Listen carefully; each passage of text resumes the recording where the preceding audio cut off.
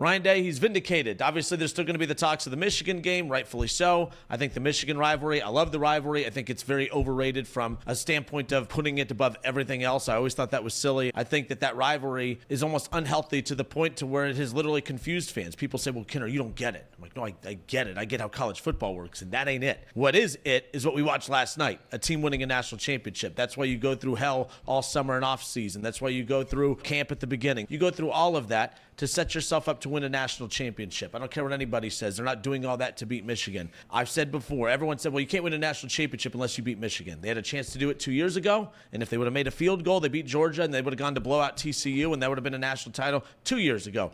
Well, they lost to Michigan for the fourth straight year this year, and they won a national title game last night. So, yes, that rivalry got as big as it did because forever you had to beat one another to get to win a national championship. That was the only way. There was no way you were losing to one another and going on to win a national title. That's no longer the case.